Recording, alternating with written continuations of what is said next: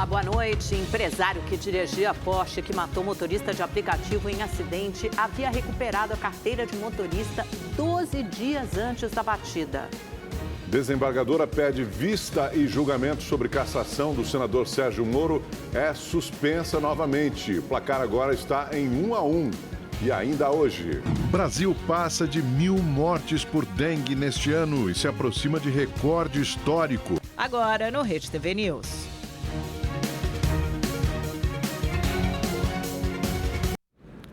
O presidente do Supremo Tribunal Federal, Luiz Roberto Barroso, devolveu para julgamento o processo sobre o alcance do foro privilegiado para autoridades. Agora, a análise do caso será retomada pelo plenário virtual no próximo dia 12.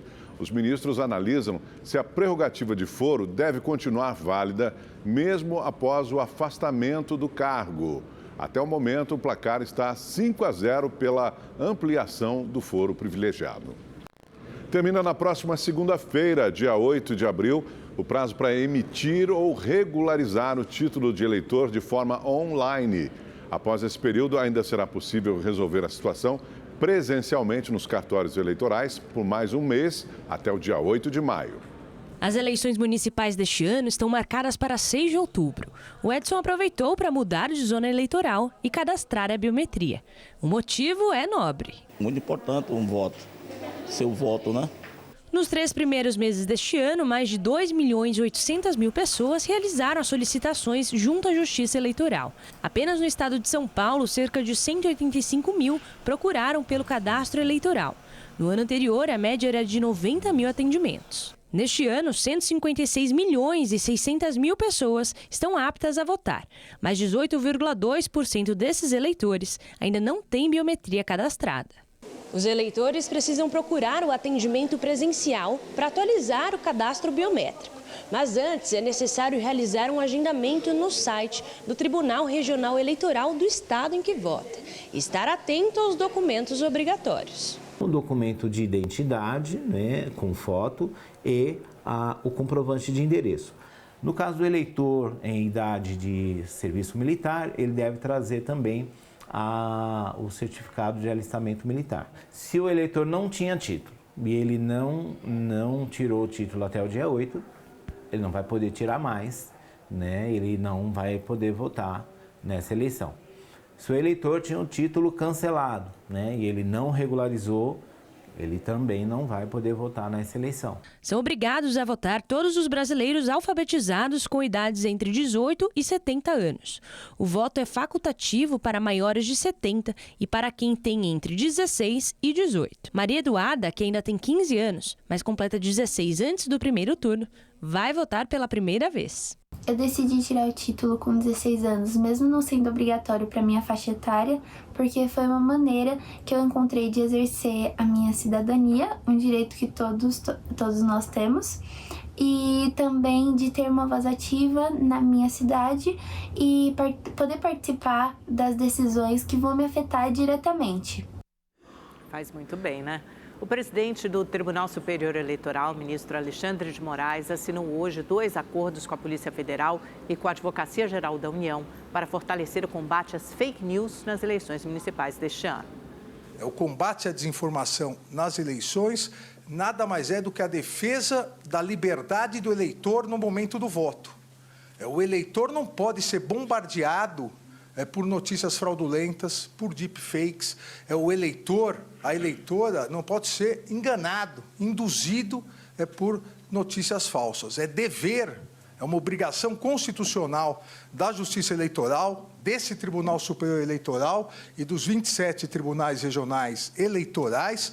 É nosso dever constitucional garantir ao eleitor a liberdade na hora da escolha. O Tribunal de Justiça do Rio de Janeiro decidiu manter o ex-PM Rony Lessa preso por matar a vereadora Marielle Franco e o motorista Anderson Gomes em um presídio federal de segurança máxima em Campo Grande. A Justiça Federal do Mato Grosso do Sul havia determinado o retorno do ex-policial militar para o Rio em até 30 dias. Lessa está preso desde 2019. A polícia do Rio de Janeiro investiga o estupro coletivo de uma jovem estrangeira em uma boate. O repórter Tony Vendramini tem as informações. Oi, Tony, boa noite. Nossa, que notícia aterradora, né? A gente pensa que acontece só com jogadores famosos de futebol, mas infelizmente aconteceu aí no Rio de Janeiro com uma jovem estrangeira. Nos conte essa história, por favor.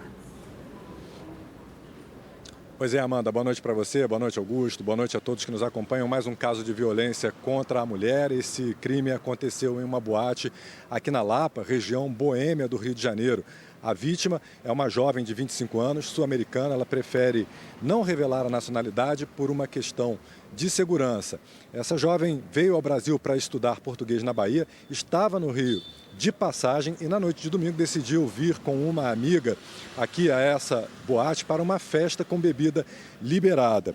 Lá dentro ela conheceu um rapaz e em determinado momento foi convencida a ir para um lugar mais reservado chamado de Dark Room, uma sala escura, um quarto escuro. Nesse quarto escuro ela foi surpreendida por outros homens que cometeram então o estupro coletivo. A jovem não sabe dizer se esses homens eram amigos do rapaz que ela conheceu e nem se ela foi drogada, se alguém colocou alguma substância na bebida que ela ingeria naquele momento. Ela perdeu a consciência e quando acordou procurou a amiga para contar o que havia acontecido. Somente hoje, convencida pela mãe dessa amiga, ela procurou a Comissão de Defesa do Direito da Mulher da Assembleia Legislativa do Rio de Janeiro e aí a comissão encaminhou para a Delegacia da Mulher, onde o caso foi registrado. Eu conversei mais cedo com a deputada Renata Souza, que é a presidente da comissão, e ela disse que essa jovem está muito fragilizada, traumatizada, desistiu do sonho de aprender português no Brasil e quer voltar o quanto antes para casa porque se sentiu desprotegida. Vamos ouvir a deputada. Naquele primeiro momento, o primeiro rapaz era consensuado, os outros que apareceram não teve qualquer concessão. Então, ela questiona isso e pede também para ver as câmeras, pede para que a polícia seja chamada e ela foi desencorajada a chamar a polícia para o local. Então, isso deixou ela muito insatisfeita também, entendendo que a boate tinha sido negligente com ela. Apesar desse depoimento, a boate emitiu uma nota dizendo que acolheu a vítima e se colocando à disposição da polícia para elucidar o caso. A boate também informou que vai disponibilizar as imagens das câmeras de segurança para tentar identificar os agressores e também esse jovem que a vítima conheceu e que até agora não foi identificado pela polícia. Amanda, Augusto. Obrigado pelas informações, Tony. A polícia do Rio de Janeiro prendeu um suspeito de executar uma família dentro de um carro em Niterói, na região metropolitana, no mês passado. De acordo com as investigações, uma das vítimas se passou por policial para receber dinheiro de traficantes. Wesley Pires da Silva Sodré, de 35 anos, foi preso na casa de parentes hoje de manhã, em São Gonçalo, na região metropolitana do Rio de Janeiro. Ele é suspeito de participar da morte de Felipe Rodrigues, de 24 anos, Raíssa Santos, de 23, e do filho do casal, Miguel Felipe, de apenas 7 meses. A família foi assassinada dentro de um carro. A polícia ainda procura por Lucas Lopes da Silva, o Naíba, chefe do tráfico na localidade. De acordo com as investigações, 10 dias antes dos homicídios, Felipe se passou por policial militar e ofereceu aos traficantes a identificação de um suposto informante. Pela informação, Felipe pediu R$50 mil aos criminosos. Ele possuía conhecimento da atividade policial e possuía conhecimento da rotina de alguns traficantes da região. 10 dias antes de morrer, no dia 7 de março, ele consegue estabelecer contato com um dos chefes do tráfico do Morro do Castro, oferecendo informações que levassem à captura de nas palavras dele, de um X9, de um informante. E ele fornece que no entendimento dos traficantes eram provas suficientes de que aquele suposto informante, importante que diga, a gente não pode afirmar que essa pessoa realmente era um informante da polícia, esse suposto informante tinha de fato dado um prejuízo muito grande àqueles traficantes, através de prisões realizadas por policiais militares. Felipe forneceu os dados e a localização do suposto informante e chegou a receber R$11 mil. Ao descobrir que ele não era policial, os traficantes decidiram matá-lo. A emboscada terminou com o assassinato de toda a família. A polícia investiga agora o desaparecimento do suposto informante entregue aos traficantes. A Justiça do Rio pediu a extradição do suspeito de mandar matar o galerista Bernd Sikema. Segundo as investigações, o ex-marido da vítima, Daniel Siquema, mandou o cubano Alejandro Priana Treves assassinar o galerista após mudanças no testamento. Uma audiência já foi marcada para o dia 3 de junho. A defesa de Daniel tem um prazo de 5 dias para apresentar uma resposta. Brent Siquema foi morto a facadas em janeiro deste ano, na casa em que morava, na zona sul do Rio. Daniel Siquema foi preso nos Estados Unidos no mês passado, acusado de fraude no passaporte. Ele pagou fiança e cumpre prisão domiciliar com o uso de tornozeleira eletrônica. Foi preso em Fortaleza o 8º suspeito de ajudar os detentos que fugiram do presídio federal de Mossoró, no interior do Rio Grande do Norte. O homem de 25 anos foi preso em uma pousada. Segundo a polícia, ele tinha ligações com um dos outros 7 suspeitos já detidos. A investigação aponta que eles ajudaram Rogério Mendonça e Davidson Nascimento a escaparem das autoridades. A prisão acontece depois de uma mudança nas estratégias de buscas. As forças de segurança focam agora em desarticular o grupo de apoio e começam a retirar os agentes federais de campo. A fuga aconteceu no dia 14 de fevereiro. Uma apuração preliminar identificou falhas nos procedimentos de segurança. 17 servidores devem passar por cursos de reciclagem e assinar um termo de ajustamento de conduta. A Corregedoria vai investigar possíveis problemas estruturais que contribuíram com as fugas. A força-tarefa, que contou com mais de 500 homens, helicópteros, drones e cães farejadores, custou aos cofres públicos mais de 2,5 milhões de reais. Policiais do DENARC apreenderam 2 toneladas de cocaína durante uma operação em Jundiaí, no interior de São Paulo. A apreensão foi realizada em 2 casas de alto padrão da cidade. Os bandidos escondiam parte da droga em uma espécie de bunker. O esconderijo era acessado por baixo de um fogão. Um laboratório para preparar e refinar a droga foi encontrado em um dos imóveis. Diversos materiais, como barris contendo cocaína a granel, balanças e galões com material líquido, também foram achados. Na casa havia medicamentos para diluir a droga, máquinas de contar dinheiro e maços amarrados, totalizando mais de R$11 mil. Um homem de 56 anos, que era procurado da justiça por tráfico de drogas, foi preso quando saía com o carro de uma das casas. E uma ação conjunta da Polícia Federal e da Marinha encontrou 212 quilos de drogas escondidos em um navio atracado no Porto de Santos. Na inspeção, mergulhadores acharam fardos com a droga num compartimento submerso do casco.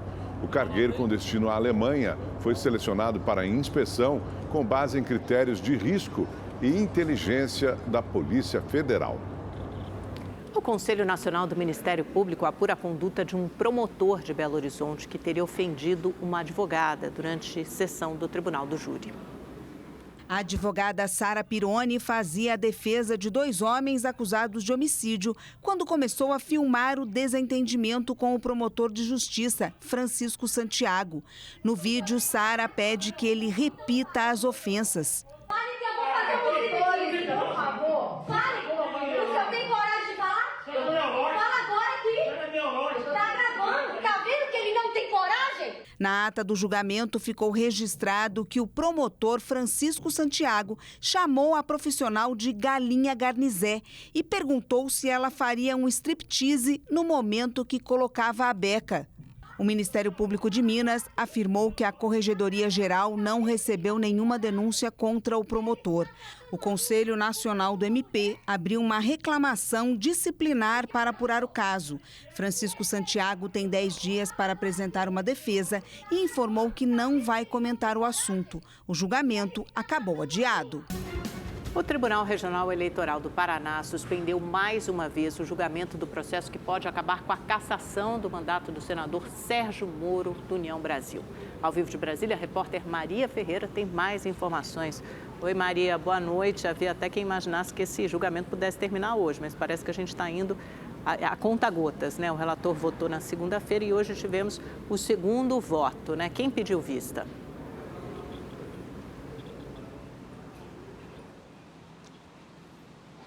Exato, vai demorar um pouquinho, viu, Amanda? Boa noite para você, para o Augusto e a todos que nos acompanham. O julgamento foi suspenso depois de um pedido de vista da desembargadora Cláudia Cristina Cristofani, que vai ter mais tempo para analisar o processo, e aí o julgamento retoma, então, na próxima segunda-feira. Antes do pedido de vista, o desembargador José Rodrigo Sade votou a favor da cassação do mandato de Sérgio Moro e para que ele se torne inelegível por 8 anos. O voto diverge, então, do posicionamento do relator, o desembargador Luciano Carrasco Souza, que votou contra a cassação. O julgamento, portanto, está empatado. Único a votar hoje, Sade afirmou que as ações de Moro desequilibraram a disputa eleitoral. Vamos ouvi-lo. Tentando participar de 3 eleições diferentes, desequilibrou Sérgio Moro a seu favor a última, a de senador pelo Paraná. E o desequilíbrio decorre da constatação incontroversa de que os demais candidatos não tiveram as mesmas oportunidades de exposição, o que, em um pleito bastante disputado, fez toda a diferença.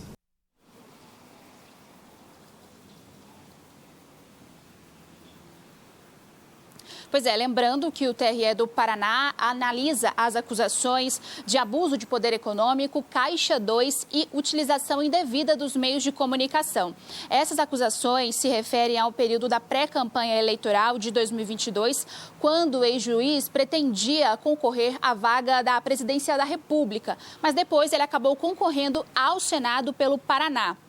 O PL e a Federação Brasil da Esperança, que é composta pelo PT, PV e PCdoB, que são autores, dessas ações, afirmaram que Moro desequilibrou a disputa eleitoral ao usar a visibilidade da concorrência, da pré-candidatura à presidência da República para concorrer ao Senado. Eu volto com vocês. Obrigado, Maria. O ministro de Minas e Energia, Alexandre Silveira, disse hoje que as contas de energia podem cair até 5%. O governo quer usar parte dos adiantamentos que a Eletrobras tem de fazer na conta de desenvolvimento energético para financiar a redução. Segundo o ministro, com a antecipação de 26 bilhões de reais, será possível pagar os empréstimos das distribuidoras e o que sobrar será usado em benefício do consumidor. Nós queremos utilizar esse recurso para quitar essas contas Covid e conta escassez hídrica, e somado a isso, mais do que nós entendemos, os números demonstram que ainda sobraria de recurso, nós teríamos condição de chegar aí entre 3,6% e 5% de dedução na conta de energia de todos os brasileiros e brasileiras. A nova tecnologia de TV 3.0 vai conectar canais abertos à internet. Até o fim do ano, o governo deve definir a tecnologia adotada. Preto e branco, colorida, digital e somada à internet, o Brasil deve conhecer em breve a TV 3.0. A previsão é que a tecnologia esteja disponível em 2025. A TV 3.0 é a TV aberta, gratuita para a população brasileira, tá? É uma transmissão com uma melhor qualidade de imagem, qualidade de som, que vai ser transmitida para a população brasileira. A internet é um atributo a mais, que a TV 3.0 vai possibilitar essa interatividade com a internet para aqueles aparelhos que estiverem conectados. Os aparelhos conectados à internet terão aplicativos no lugar dos canais abertos e vão permitir a interação com o telespectador, além de disponibilizar conteúdo sob demanda. O ministro das Comunicações também informou que o governo estuda criar linhas de crédito para que as emissoras possam investir na nova tecnologia. A cidade do Rio de Janeiro ganha um novo aliado no combate à dengue. Através de um método desenvolvido em laboratório, o Aedes aegypti é infectado por uma bactéria capaz de impedir a transmissão da doença. A soltura dos mosquitos infectados com a bactéria Wolbachia foi realizada de carro pelas ruas do centro do Rio na manhã de hoje. A primeira etapa começou ontem no Caju, também na região central. Amanhã será a vez da Ilha de Paquetá. De acordo com a Secretaria Municipal de Saúde, a ideia é que a liberação dos mosquitos modificados seja feita nesses 3 locais ao longo de 20 semanas. Se a experiência der certo, com o tempo, a população dos vetores será reduzida, dispensando a necessidade de novas solturas. A bactéria Wolbachia é extraída de alguns insetos e injetada nas fêmeas do Aedes aegypti, que são soltas no ambiente para reprodução. Com isso, a nova geração de mosquitos, batizados de volbitos, já nasce sem a capacidade de transmitir a dengue e outras doenças. Esse é um método que envolve uma bactéria, que é a Wolbachia, que está presente nas abelhas, está presente nas borboletas, em algumas frutas. Essa bactéria, ela impede a proliferação das arboviroses todas, da dengue, zika, chikungunya, mas também protege contra a proliferação da febre amarela. É uma bactéria que impede que o mosquito possa transmitir a doença, mas que não modifique em nada o meio ambiente. Então é um método muito seguro e que, além de impedir a proliferação da doença, também diminui a quantidade de mosquitos circulantes. O método foi desenvolvido por uma empresa australiana e já está presente em 14 países. No Brasil, o método é realizado em parceria com a Fiocruz. 5 cidades brasileiras participam.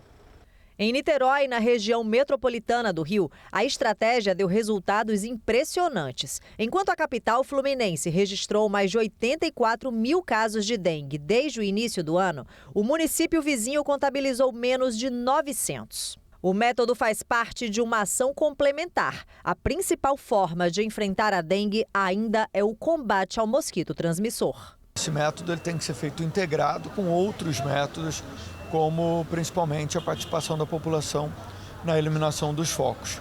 O Aedes aegypti é um mosquito muito adaptado ao domicílio, por isso é muito importante que as pessoas eliminem os focos de aglomeração de água parada. A cidade de São Paulo recebeu hoje quase 8 mil doses da vacina contra a dengue. Os imunizantes foram redistribuídos pelo Ministério da Saúde para evitar o vencimento. A aplicação começa amanhã em crianças de 10 a 14 anos, nas unidades básicas de saúde de Itaquera, na Zona Leste, e da Vila Jaguara, na Zona Oeste, bairros com os maiores números de casos e incidência da doença.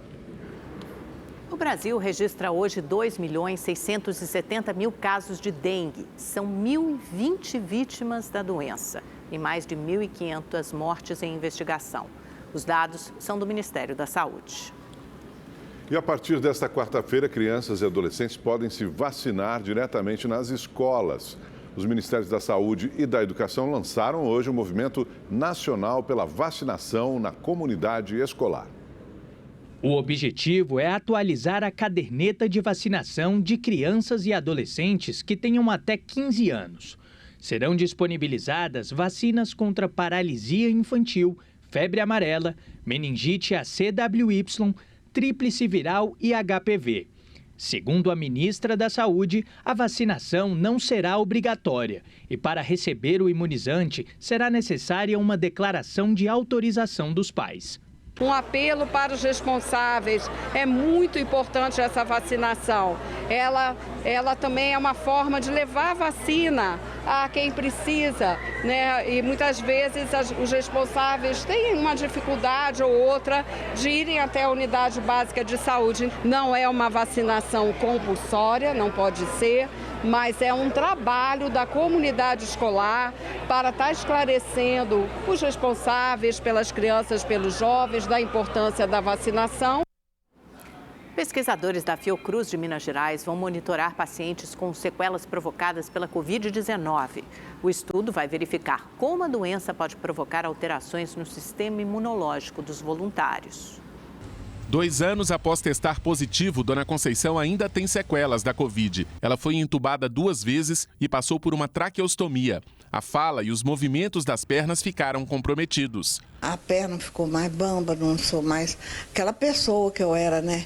Aquela pessoa ativa, esperta, com as pernas, não sou, mas estou aí bem, em vista do que eu tive, né? Pacientes que tiveram Covid e desenvolveram sequelas após a infecção vão ser acompanhados em um estudo da Fiocruz aqui de Minas Gerais. Crianças maiores de 5 anos e adultos de qualquer idade serão avaliados durante 1 ano e meio. O monitoramento inclui consultas presenciais e exames de sangue. A pesquisa é feita em parceria com a Secretaria da Saúde de Belo Horizonte e o Ministério da Saúde. Os voluntários devem ser moradores da capital mineira. Nesses 18 meses, nós teremos 5 encontros presenciais com eles, mas, por outro lado, estaremos também monitorando à distância todos esses participantes. De acordo com um outro estudo da Fiocruz, metade das pessoas diagnosticadas com Covid apresenta sequelas por mais de 1 ano. A pesquisa contabilizou 23 complicações após o fim da fase aguda da infecção.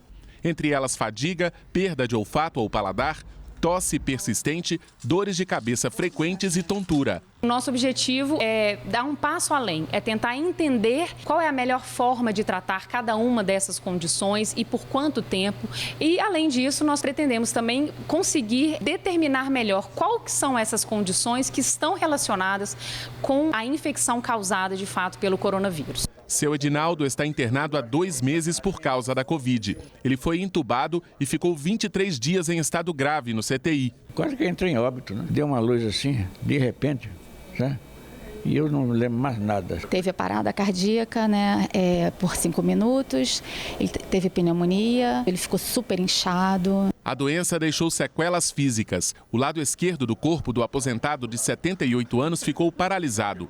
A reabilitação é feita em um hospital de BH especializado na transição de pacientes com Covid. O protocolo ele é feito de forma individualizada, de acordo com cada paciente, e ele é baseado de acordo com as sequelas deixadas pelo Covid e pelas fragilidades prévias que cada paciente apresenta. Agora eu estou me sentindo bem, ótimo, e doido para acabar logo para mim ir para casa.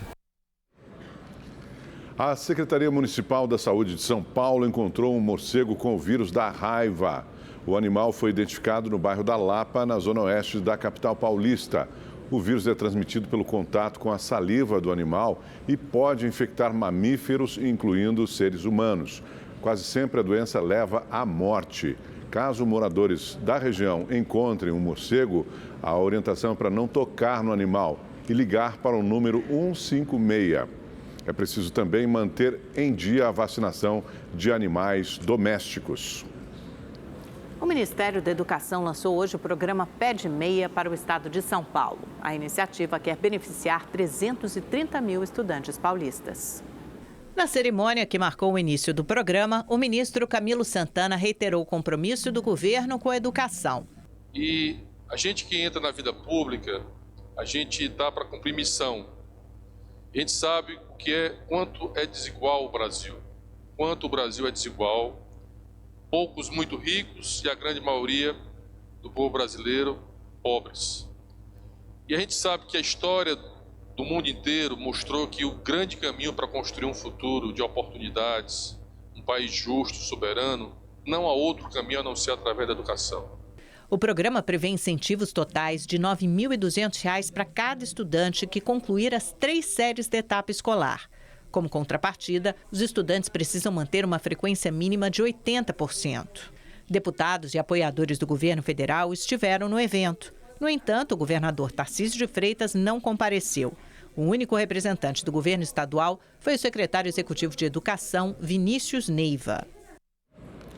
A produção industrial caiu 0,3% em fevereiro, na comparação com janeiro.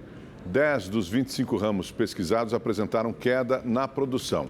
Já no acumulado do ano, o setor registra alta de 4,3% na comparação com o mesmo período de 2023.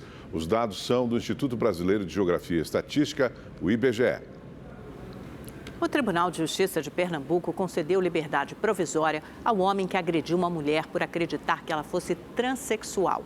Antônio Felipe Rodrigues de Sá teve a liberdade concedida sem pagamento de fiança.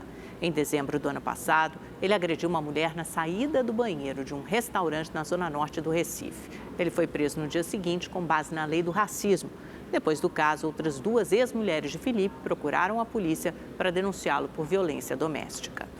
A Polícia Civil confirmou hoje que o motorista da Porsche envolvido no acidente que matou um motorista de aplicativo na zona leste de São Paulo, nesse fim de semana agora, recuperou a CNH, veja só, 12 dias antes da batida.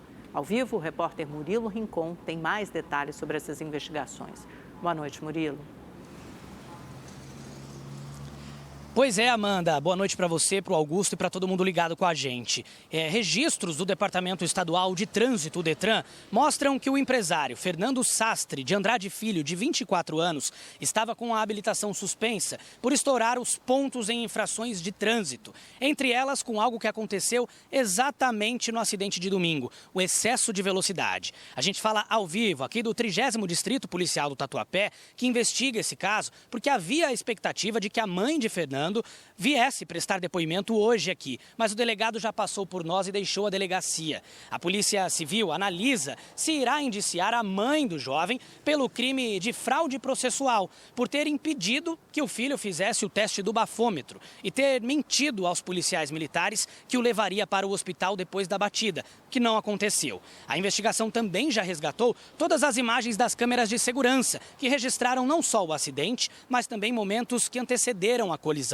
Os HDs com todas essas imagens já estão aqui com a Polícia Civil, que inclusive solicitou também à agência bancária do motorista da Porsche o extrato bancário do dia do acidente. Com essas informações, a investigação quer descobrir se o Fernando consumiu ou ingeriu algum tipo de alimento ou bebida alcoólica momentos antes ali desse acidente. A mulher que é empresária responsável pela casa de pôquer onde ele estava foi ouvida hoje, junto com outras testemunhas que estavam no local. Na ocasião, o Fernando estava acompanhado de um amigo de 22 anos que ainda não prestou depoimento aqui na delegacia, porque, segundo a polícia, ele está internado na UTI após passar por uma cirurgia. Ontem, um homem e uma mulher que testemunharam o acidente prestaram depoimento e disseram à polícia que Fernando apresentava sinais de embriaguez na voz e que também cambaleava quando desceu do carro. Em seu depoimento, Fernando, claro, negou essa situação. A defesa do jovem informou também que foi feito um contato com a família da vítima, Ornaldo da Silva Viana, de 52 anos. Depois de analisar todas essas imagens e também o resultado dos laudos da perícia técnica e do Instituto de Criminalística, a polícia deve então avaliar se pede mais uma vez a prisão de Fernando. Amanda, Augusto, eu volto com vocês. Obrigada, Murilo. Muito grave essa investigação, tem que avançar. E olha, o presidente Lula participa neste momento da 12ª Conferência Nacional dos Direitos da Criança e do Adolescente. O evento ocorre no Centro Internacional de Convenções em Brasília. Também estão presentes a primeira-dama Janja, Silvio Almeida, que é o ministro dos Direitos Humanos.